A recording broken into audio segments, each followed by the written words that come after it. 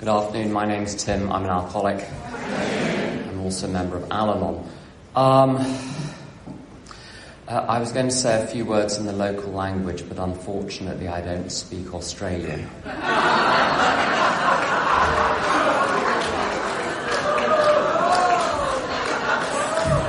It's downhill from here.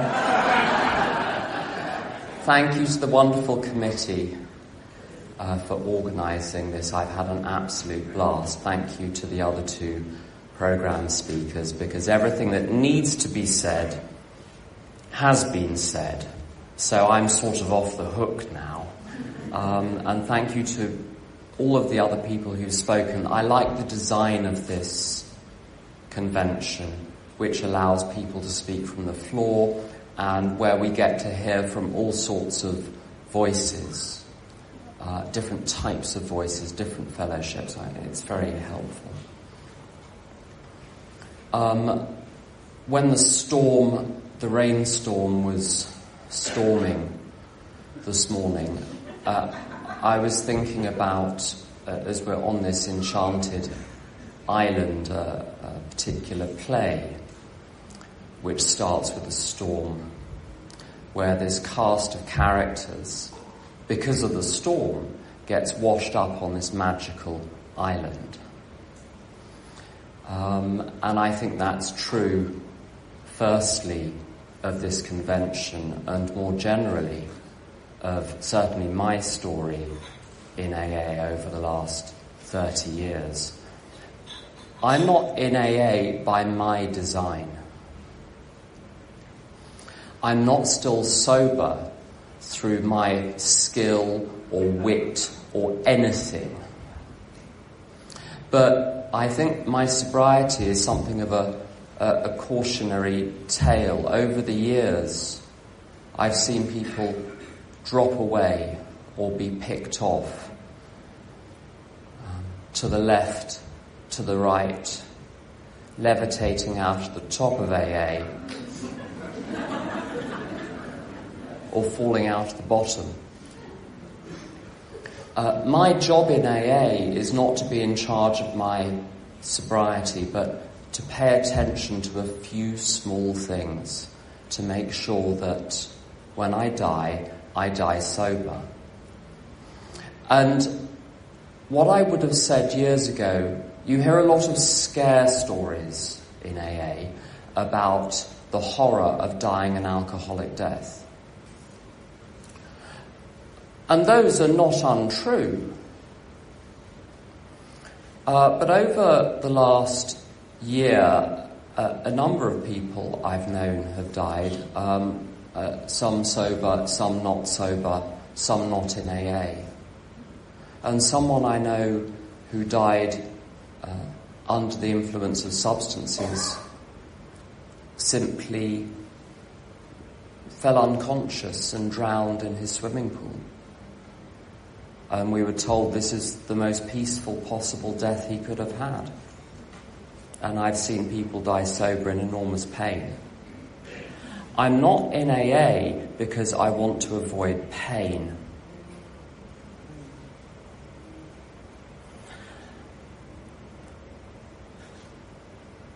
My brother was an alcoholic who committed suicide in his late 20s.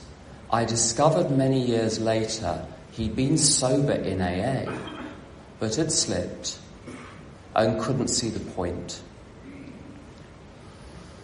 And I very nearly died on my last slip, which was on the 24th of July 1993. A lot of people had fun when they were drinking. I had a lot of things when I was drinking, and fun was rarely one of them. Excitement was in there. But on that last day, I'd been to an AA meeting. I left the meeting halfway through, got drunk, and was filled with mischief. And so I intentionally caused a traffic incident. And a car screeched to a halt a few inches from my head. And It was soon after that I realised I wanted to stay sober in AA,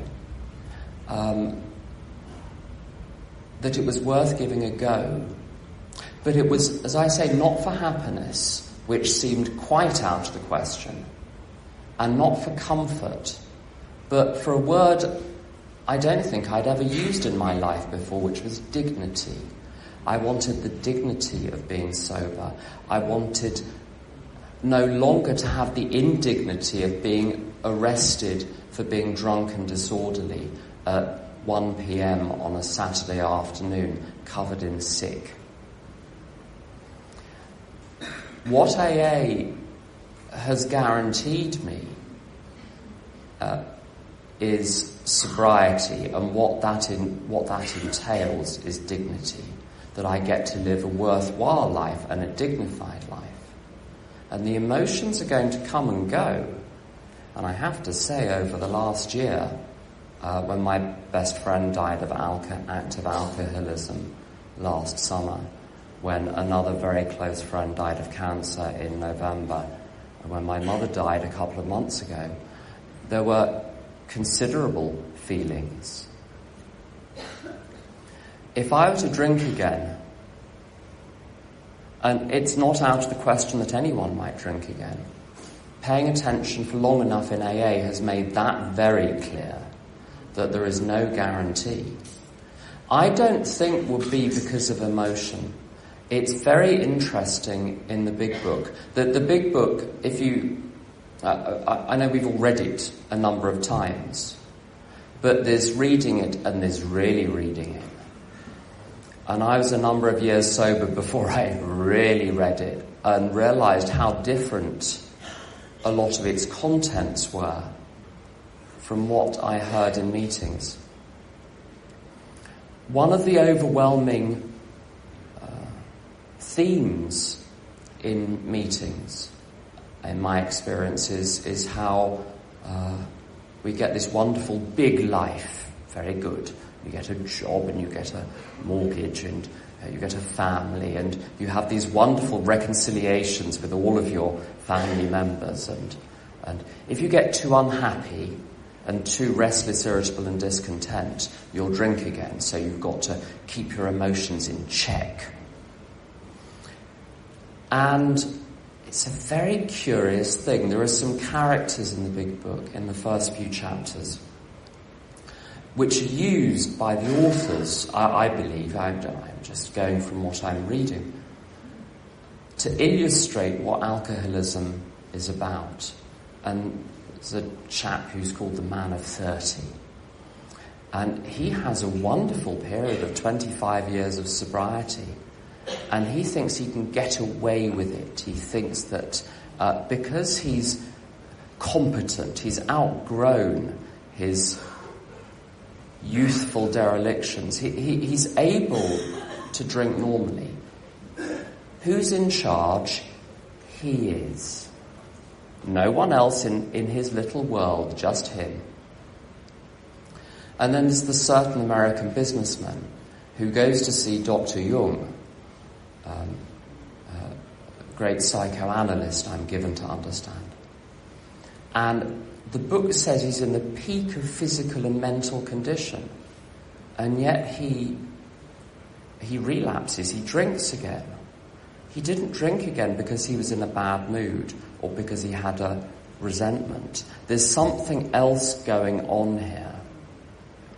And Jim, people, and if you're not familiar with these stories, go and look them up afterwards. Page 26, page 32, we're on to page 35 now, Jim's story. And people make a lot about Jim's story. So Jim describes his perfectly ordinary day, and there are ups and downs and decisions and lunch and a few words with the boss, and people make a great play of how he had a little resentment. But I won't ask you to shame yourselves by putting your hands up, but I bet more than one of you, and I include myself in this, has had a little resentment this week. Just a tiny little one, hardly worth mentioning. If having a little resentment got me drunk, well, I don't think... I'd either be talking to an empty room or there'd be no one up here. I get all sorts of funny little feelings. I have all sorts of funny little words with people. I hack people off, they hack me off. Part of life. I think, I may be wrong, I think the message of Jim's story, he had a perfectly ordinary day. Nothing out of the ordinary in his day. No intimations that he's going to drink. No, people read that story for all the special signs that King Alcohol is on its way, tracking him. And I don't think they're there. And if one wasn't certain about, there's Fred's story from page 39. And Fred is a splendid chap. And he's very successful, and we're supposed to be very impressed by this. And this mention of I don't know, handsome children of college age or something like that, and government bureaus, and there's lots of showing off in it. It's very charming. I'm not very charming. Anyway, he is very charming, and he has a simply splendid day. And they stress, not a cloud on the horizon. But he drinks. So there's something else going on. I don't think it's about emotion. When you read those stories, each of their narratives is about themselves. Them at the steering wheel, in charge of their lives. And the same phrases appear. There's a phrase, for a while all went well. And then in the other story, there's a phrase, for a while all was well. Just because everything is going well does not mean I'm going to stay sober. Which lets me off the hook, because it means if things are going badly, it doesn't mean I'm going to get drunk.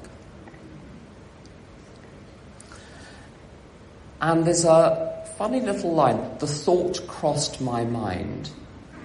A thought crosses Jim's mind, and a thought crosses Fred's mind. And I think the language misleads us. We'll start sentences with the phrase, I think. Like, I'm in charge and I'm doing a thing called thinking, like cooking an egg or making the bed or getting on a flight to Bali. I had no idea where Bali was. I had to look it up on a map. It said it was next to Lombok. I was no wiser for that. It's the only thing I know. It's a very, very long way away. That's the main thing I know. Where was I? I don't think. My thoughts think themselves at me.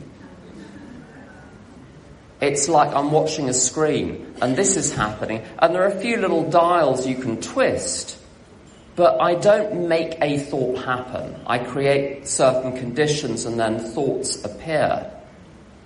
I'm the observer of my thoughts. I'm not the thinker of my thoughts. Now, if I'm in charge of my life, what that really means is I'm doing what the thoughts on the screen tell me to do. I'm not really in charge. I'm obeying a set of thoughts which come from God knows where. Literally God knows where. So the thought crosses Jim's mind. Because it's his thought, he has a drink. Boom. Exactly the same with Fred. When I was around 17 years sober, someone I was immeasurably close to was drinking a little bit more vodka than was strictly good for him.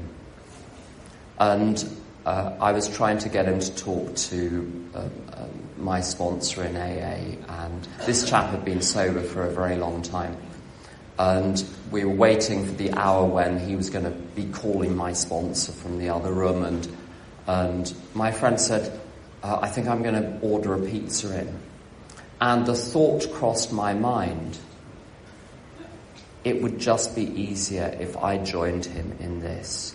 and gave up the fight of wanting to get him sober and surrendered up this separation between me and him, I could cross over to the other side and we could be together in the drink. I didn't ask for that thought, but it was there. Maybe it's because you weren't in fit spiritual condition. What step weren't you working when you had that thought? If you did a proper step 11 at night, you wouldn't have thoughts like that.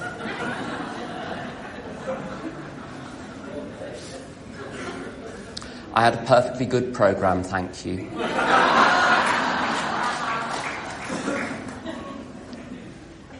Not perfect, but what is. It's not about having a perfect program.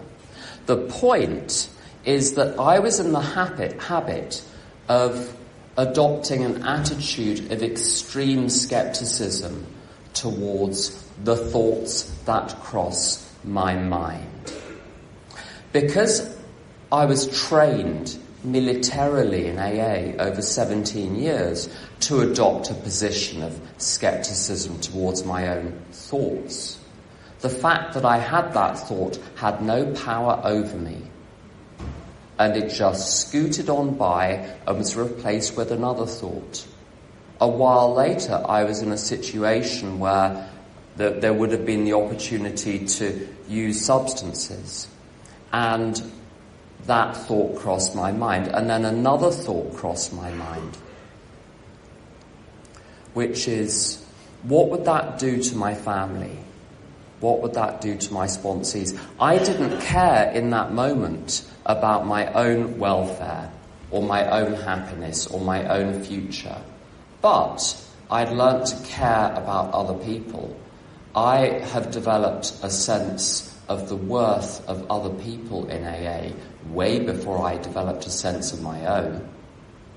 I would see people come in when I was a few days sober. You see someone that's, 17 seconds sober, and you discover you care about whether or not they come back. You want them to stay. I didn't have to learn to love myself before I learned to love other people. I was placed in a position by Alcoholics Anonymous where involuntarily I found myself loving other people, and then about 15 to 20 years later I discovered I loved myself. That was the order in which things happened. Entirely involuntary.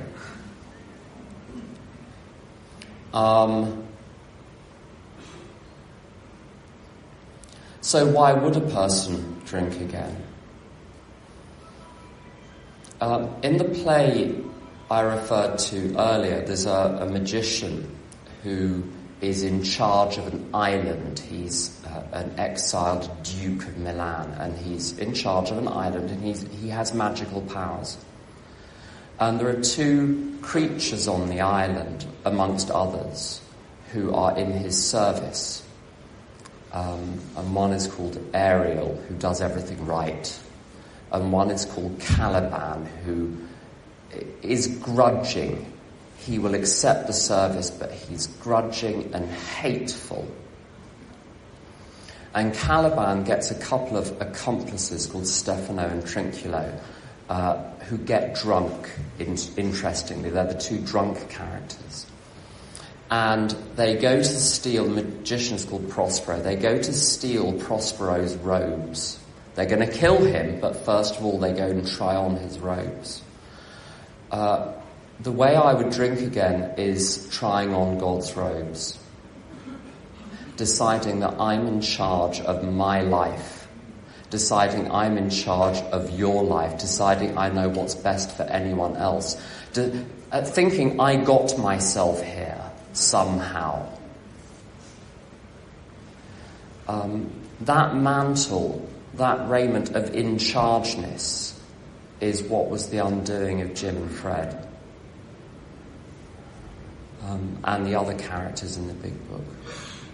Now, I've still got to live my life, but I do it as second in command. In a sense, I think I'm still in the driving seat, except I'm following not my own directions, but a satellite navigation system.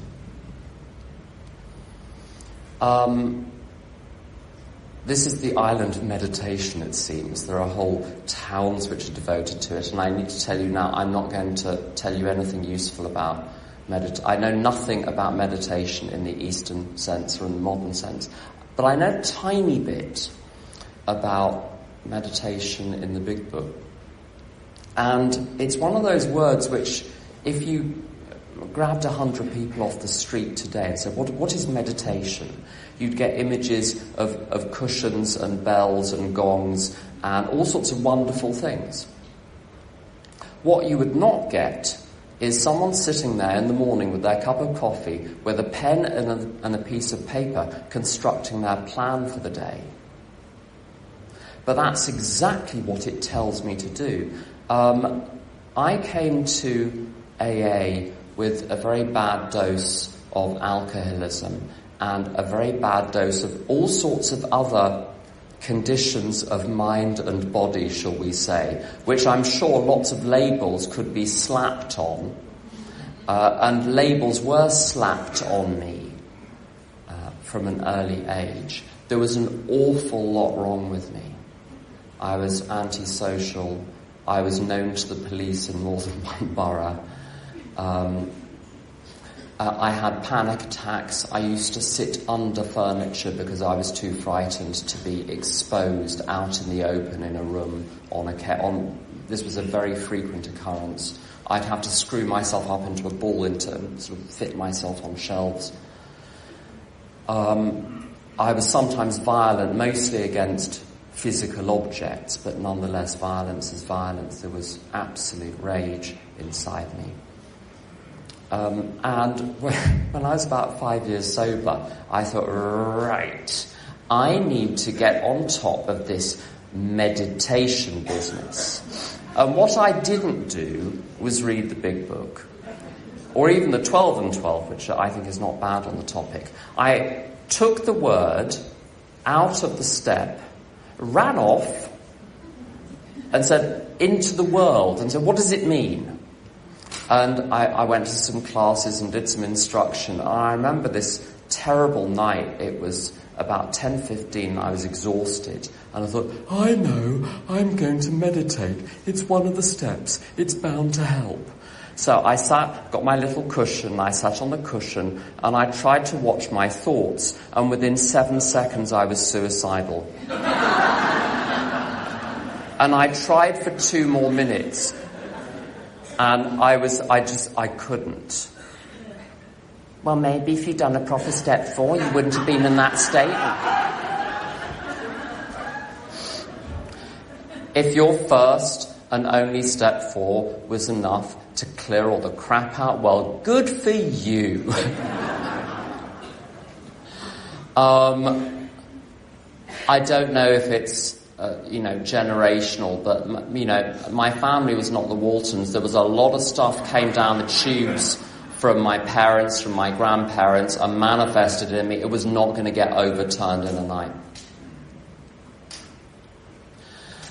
But the Big Book talks about prayer and meditation, pages 85 to 88, chiefly 86 to 88. And it says we're going to talk about prayer and meditation. Better people than us have been doing it.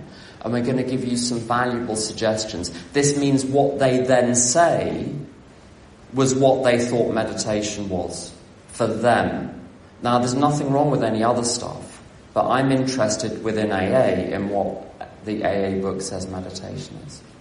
And it talks, first of all, about some self-examination. And then, just one little thing about that. It says, were we resentful, selfish, dishonest, or afraid? Now, when I got sober, people used to call this nightly review a written step 10. And they used to do it with pen and paper. And they used to do a miniature step 4 every night for up to 40 minutes. And then they'd have to sort of call several people in the morning with it. And, who has the time? What it asks me actually to do is to say, were you frightened? Very good, well done. Were you resentful? Yes, good. What's your corrective measure? It doesn't ask me to analyse it. it asks me to set it aside. Exactly the same in step 10. We continue to watch for selfishness, dishonesty, resentment and fear. When these crop up, we analyse them and go, no. When these crop up, we ask God at once to remove them. Well, that spoils the game, doesn't it? I heard many years ago someone saying, I shouldn't say what I'm about to say, this is on tape, but I don't care. So, I heard someone say in a galaxy far, far away that recovery was a long journey into the discovery of self. And that just makes me want to leave AA. What it's a long journey of, for me, is setting aside self and discovering the world. And discovering all of the other people. I'm boring, but you, oddly, are very interesting to me. Which is also partly why I have to go to Al-Anon, because you're slightly too interesting with your little problems and foibles and quirks and behaviours. Alcoholics are a lot of fun until they're not. But don't go straight to Al-Anon. If you go before you're entirely ready, the knitting will drive you crazy. So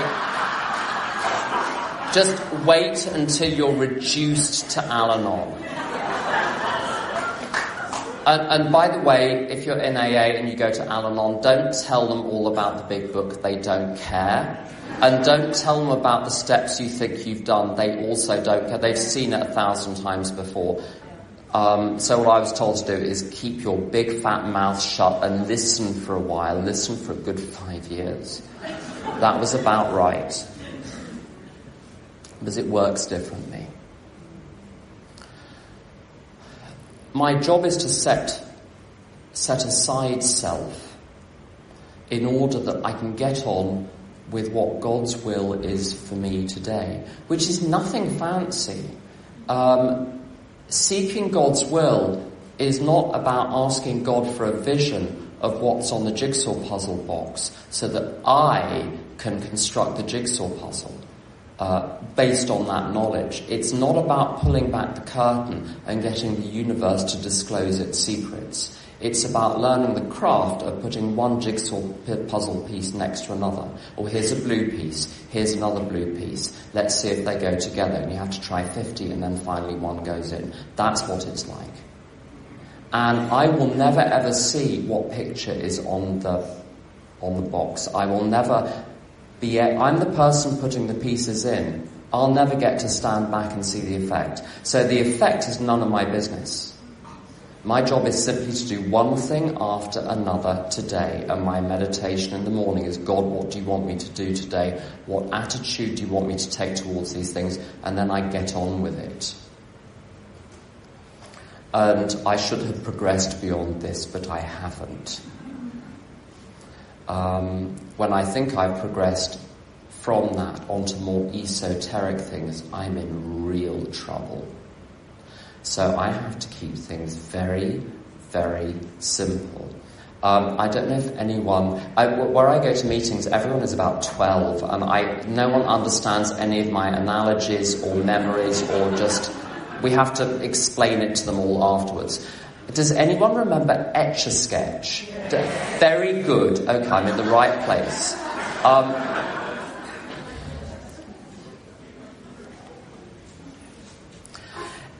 It was this wonderful thing where you draw a picture and then you swipe something at the bottom and the picture disappears. And every day of my recovery is like that. I get to wipe it at the end of the day by saying, was I resentful? Well, a couple of people I need to forgive. Was I frightened? A couple of situations I need to put in God's hands. That's the only solution I know to resentment is to forgive. I'll come to that in a bit. The only solution I know to fear is to put things in God's hands. I'll come to that in a bit. Do I have any secrets? Just go and tell someone. You don't need to explain the thing. You just need to disclose the thing. As soon as I'm explaining, I'm justifying. I think they call it Jedi mind tricks. Justification, explanation, defense, and the expressing of intentions. when my sponsor gives me information, for that's what is happening when he's talking. He's giving me information. This is not a conversation. My job is not to respond with all my justifications and explanations and defences for why I did what I did and all of my good intentions behind the action. Just disclose. That's the end of it. With that review, I'm simply taking all of those things and yielding them up to God. The trouble with the pen and paper approach with a daily review is it turns it into schoolwork for me. I've done enough of that. Didn't do me any good spiritually. Sort through prayer and meditation, conscious contact with God, not separation stuck in my own thoughts with my own analysis of myself. Conscious contact with God. So that little time I spend, just a few minutes will do every day, reviewing. I do it with God, and everything I find, I yield up and surrender up, so I'm left with nothing. Not a great insight to run to a meeting with, nothing, which places me in a position where I can go to sleep. And I get up the next morning, and in East London, a chap called Brendan says, you want to get in first thing in the morning with a preemptive strike against the devil. So I mentioned the D word. I shouldn't have done that. You'll get very exercised. I'm not going to go down that line. Oh, okay. There may or may not be a devil. Okay, there we go.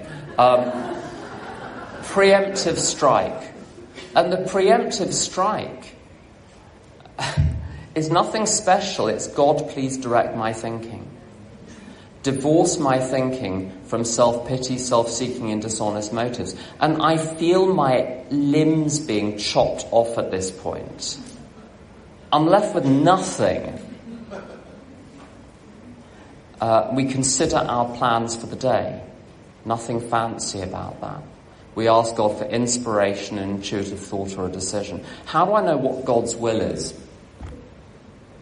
Well, first of all, you don't. Not for sure, not for certain, not 100%. Thomas Merton, who was a Trappist monk, after being silent in a Trappist monastery for many years, wrote a poem and prayer where he says, I have something like, I have no idea whether my notion of your will for me is in fact your will for me. That was his great conclusion. This is a monk who is unsure as to what God's will is for him, but he trusts that because he sincerely wants to do God's will, that's enough.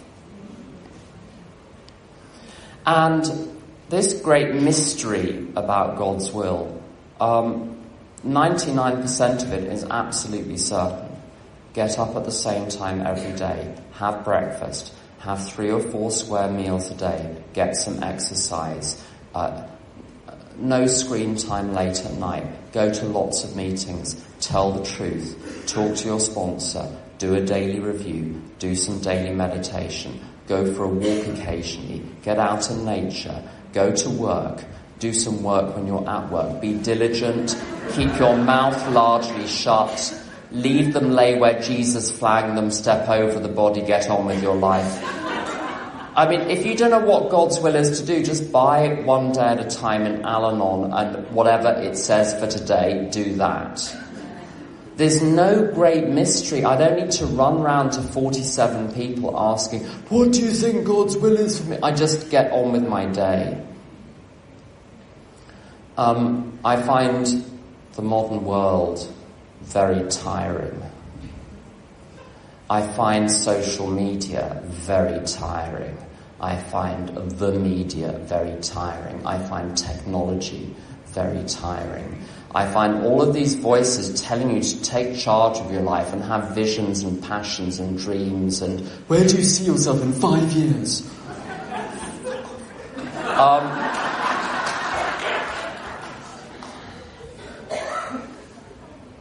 The answer to which is that I literally don't care. Just You want to hire me? Hire me. If you don't want to hire me, don't hire me. Let's not do any of this ridiculous dance.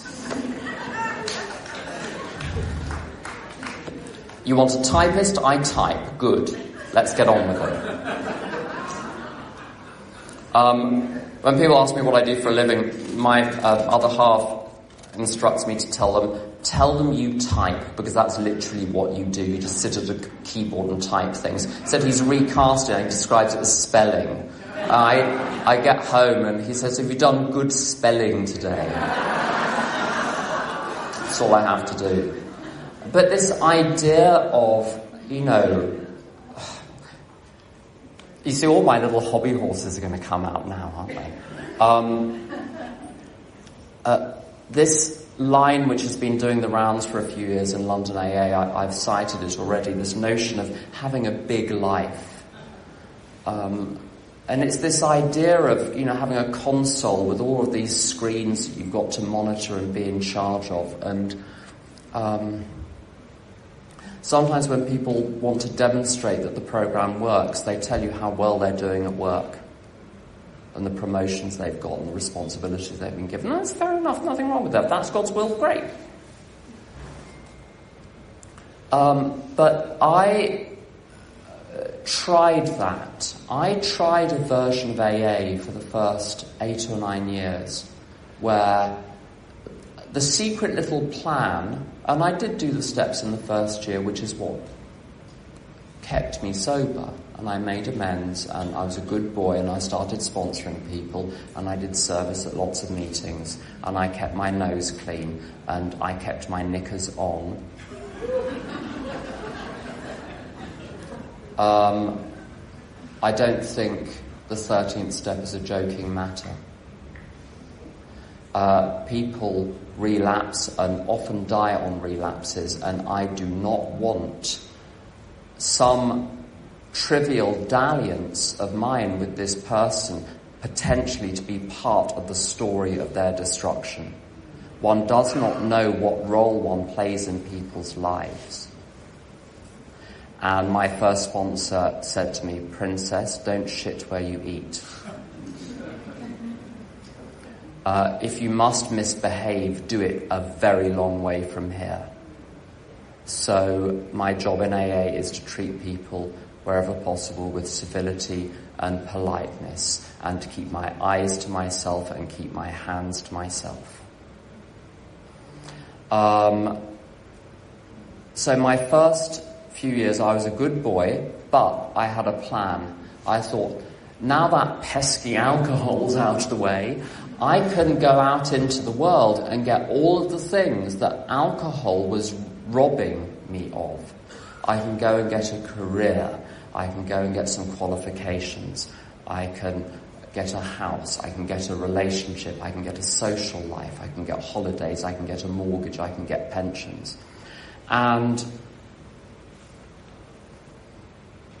there was a vacuum inside me which I was trying to fill with all of these things. I was trying to adopt a way of life as a substitute for having no idea what my life was there for. And it's rather like gambling. Once you start to put money on the table, even though you're losing, the horror of admitting that you've already wasted so much money is mitigated only by the hope that if I gamble a little more, maybe I'll win it all back. And at 8 years sober, I found myself having panic attacks at 4 o'clock in the morning, circling the office in the morning, not able to go in because I was so stricken with fear. And what was going on was I was living for the first 8 years to a great degree on excitement and adrenaline and the flattery of money, power, property and prestige. And the thing about these drugs, which are as pernicious as alcohol, the horror of that is you need more and more. Just like with alcohol, you need more and more, but one's getting less and less of an effect. You're pumping more and more into your system. I've constructed this incredibly high-risk scenario in my life in business, because I thought I needed that to justify my existence on the planet.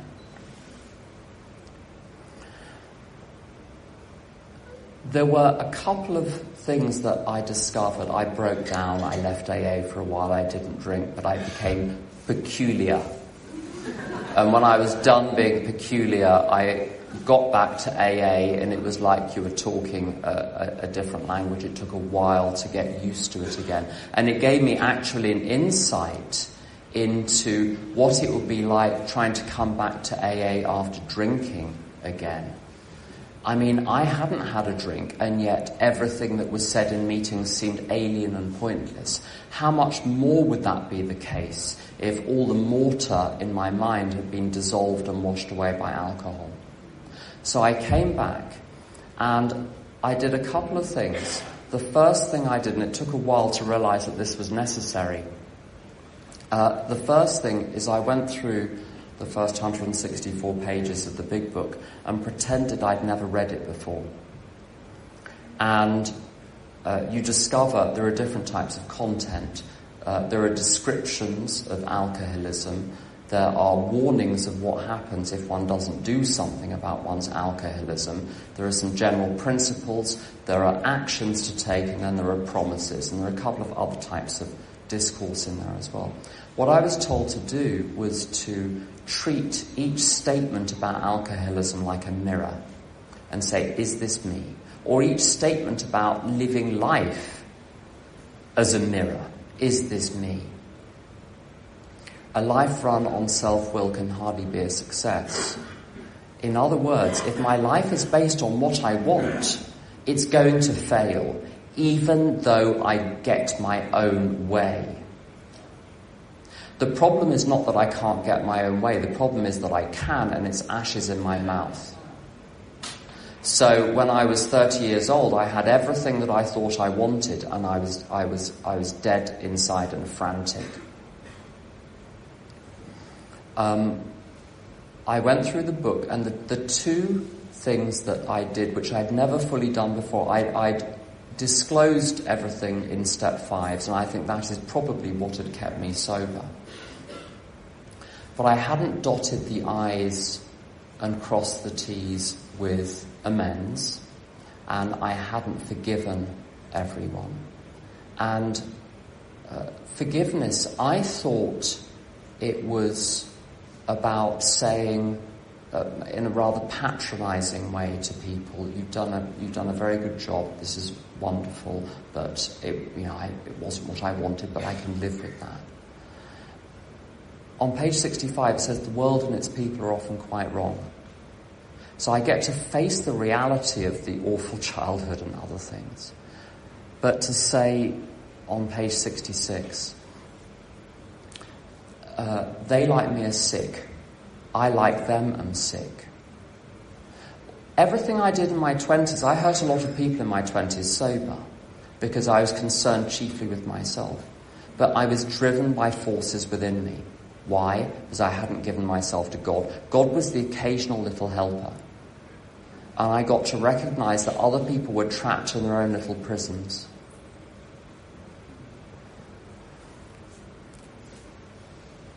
Forgiveness is not something that I do in the sense of making my breakfast. Forgiveness is something I beg God to provide to me, because I have no idea how to do it.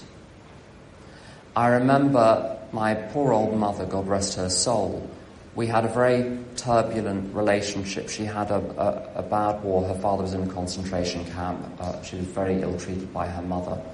This was in Europe, not in the UK. She'd had 4 children before me, and 3 were dead, and the 4th was mentally ill and mentally handicapped. I was the last of her children, and all of the frustrations got channeled in my direction. I understand that now. And I asked God to show me how to forgive. And I thought it was going to be some intellectual exercise or some process where I had to go to a clinic in Switzerland or something.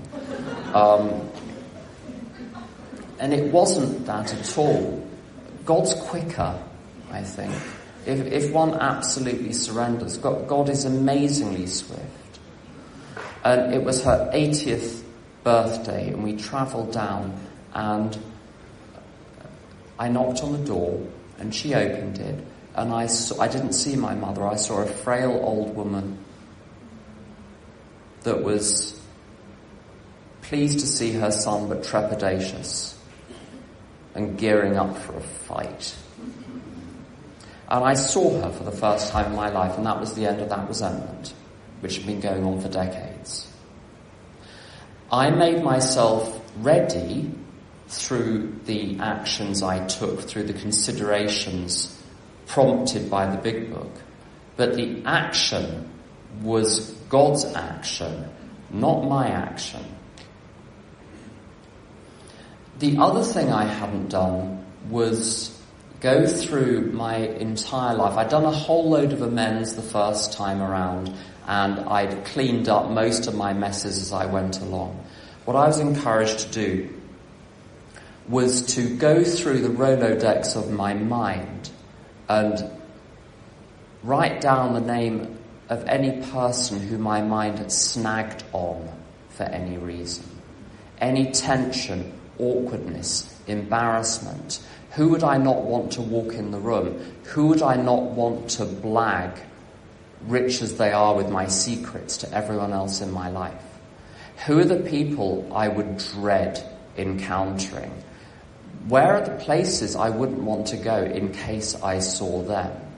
Who do I still harbour some kind of festering grudge against? And with each one of those people to say precisely what I did. No psychobabble, no abstraction. Literally, what did you do? What should you have done instead? If there's a gap between the two and they suffered, you owe an amend. People will say, this is what I've done, I don't know if I owe an amend. If you harmed them, you owe the amend. It's completely automatic. Now, the question of how to make the amend is an entirely different question. Some are done overtly, some are done covertly, some are done directly, some are done indirectly, but something needs to be done. And I cleared the list when I was 15 years sober. From the beginning of the process of seeking to clear the list to clearing the list was around 9 days. I just took time off work and did it. There was none of this nonsense of, in my time and in God's time. I'll tell you a story about that. It's a famous old Jewish story about a rabbi and a tailor. And the rabbi goes to the tailor and says, "Can you mend my coat?" And the tailor says, "Absolutely. God willing, it will be done by tomorrow." The rabbi turns up the next day, coat's not done. He says, "When is it going to be done?" The tailor says, "God willing, it'll be done by this afternoon." He turns up this afternoon, it's not done. He says, "When is it going to be done?" "God willing, it'll be tomorrow morning." And the rabbi says, "What if we leave God out of it this time? How about you make the decision to do it and get on with it?" When that decision is made, it's amazing what happens. And I keep a list of people that I could not find. Some I don't even know the name. Others I know the first name. There was one left. Someone I went to school in Germany for a while, and my best friend when I was there, I lost touch with. And there were a couple of incidents that I felt absolutely tortured about. They weren't major, but the magnitude of the guilt or shame or embarrassment has got nothing to do with the magnitude of the event, but it had a psychic importance to me. Psychic in the sense of mind, not paranormal. And I couldn't find him. I looked him up. Every year I go through the list. I looked him up again and again and again. And I was in a meeting on Step 8 a couple of years ago when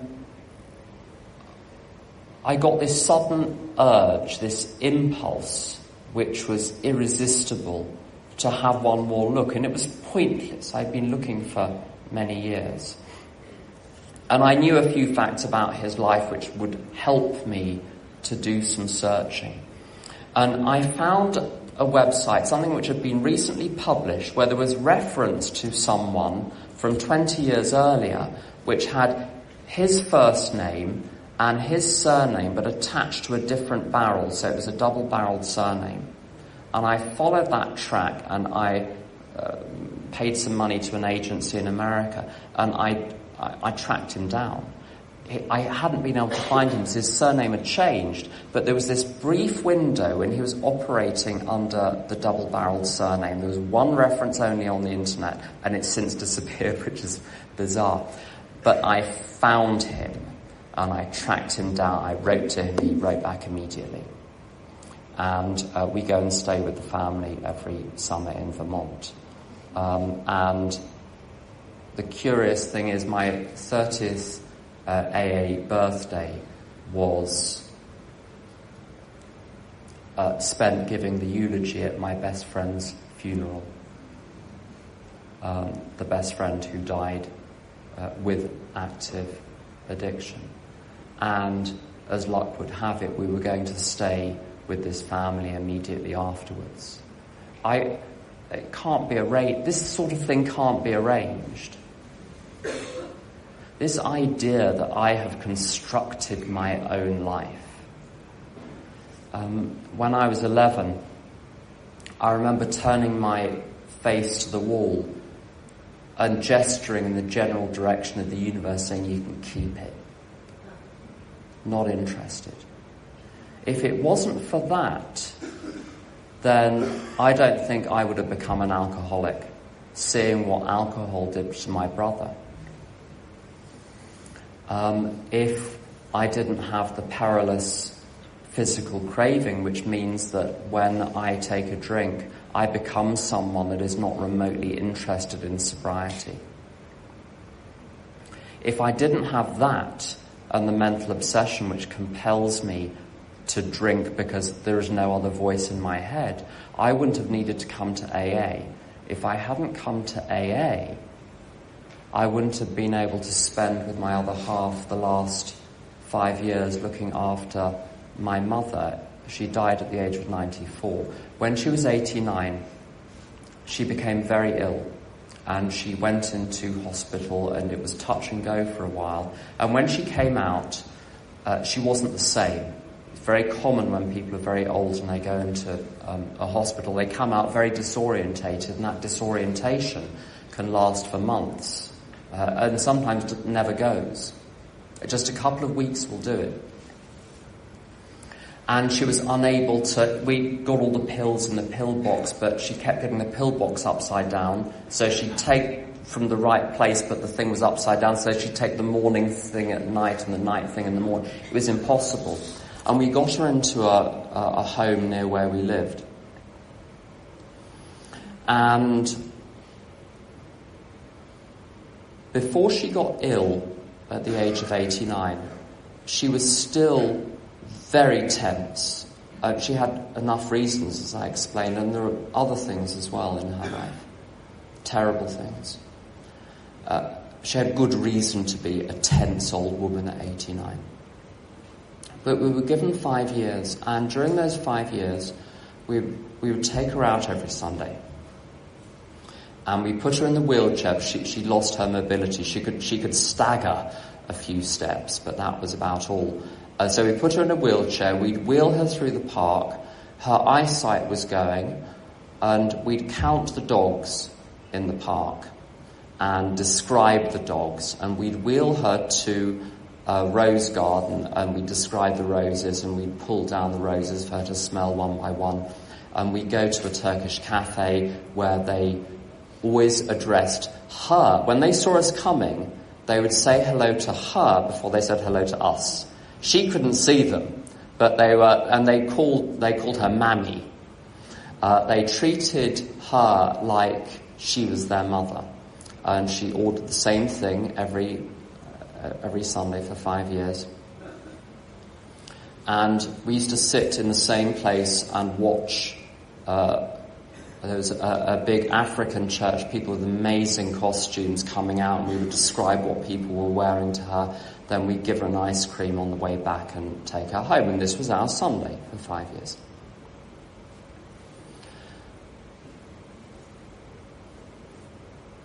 I'll come back to that, the point of that. When I was a teenager, I was obsessed with the question of, who am I? I don't know who I am. And then you'd read a book and you think, oh, maybe I'm an abstract expressionist or something. And then I was a communist, and then I was a this, and then I was a... I mean, if you're a communist, fine, knock yourself out. I don't happen to be right now. I was trying to find out who I was, and it was a ridiculous thing. Because who I am is what is constructed through the life that I live. How can one possibly answer that at the age of 16 or 18? You haven't lived it yet. There isn't an answer to that question, and it's certainly not a set of labels. I don't have an identity in that sense. I don't know what I do with one. Put it on the wall. I am completely lost by the question of identity. But what I have the sense of is purpose.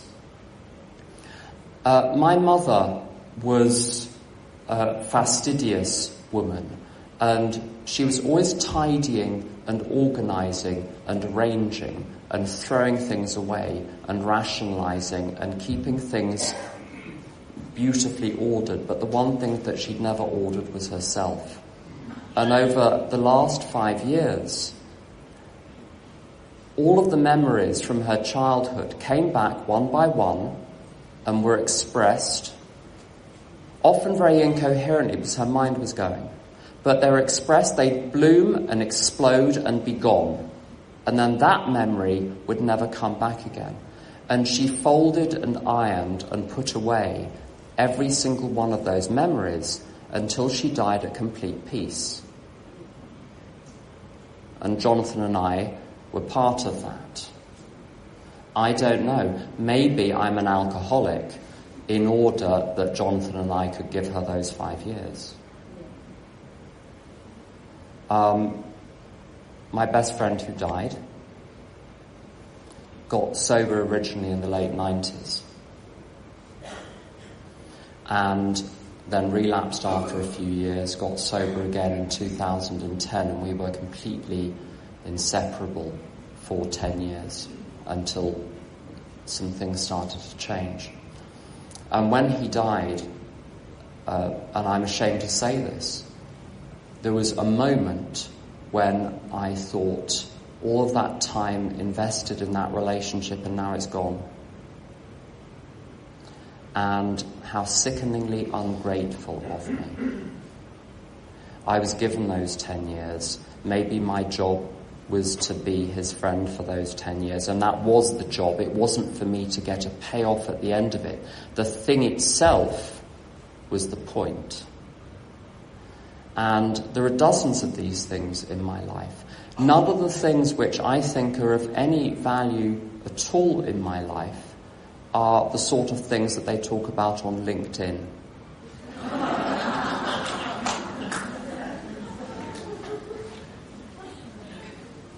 And my life is very simple today. And I know a lot of people who are very troubled. And I talked to Jonathan about some of the troubled people that we know. And I asked him once, why do you think we don't argue? We've been together 20 years. I said to him, why do you think we don't argue? And he says, because we don't want to. And then he says, why can't people be simple like us? And I don't know the answer to that. But I decided at some point I wanted to keep it simple. And God showed up and made it possible. Thank you for listening.